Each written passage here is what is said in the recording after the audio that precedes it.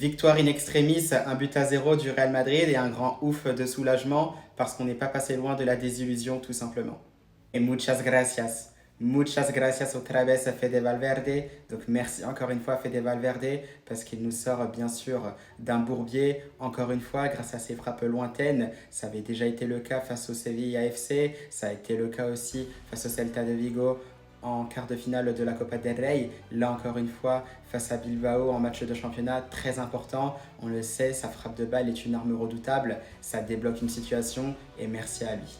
Bon match aussi de Vinicius qui a été très intéressant dans le contenu de son match, notamment au niveau de la percussion. Il a percuté sans cesse comme à son habitude. Alors des fois c'est pas passé, des fois c'est passé, mais malheureusement ça avait du mal à se concrétiser par un but. À un moment donné ça a été le cas, mais le but avait été annulé pour cause de hors-jeu de la part d'Hendrick un peu plus tôt dans cette action-là. Mais sinon c'est un Vinicius Junior qui a été très intéressant, même s'il n'avait pas vraiment célébré son but. Et ça je pense que c'est dû aussi à toutes les rumeurs qui circulent à son sujet. Et c'est vrai que par moments, j'ai pas senti le Brésilien à son avantage. Je l'ai pas senti comme d'habitude, tout simplement. Très frustré par moments. Sinon, bien évidemment, c'est un Real Madrid qui a su faire le job.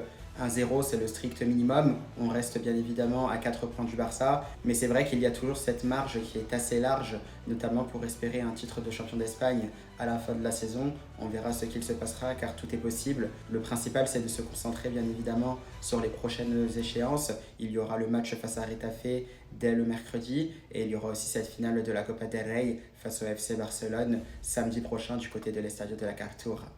À la Madrid!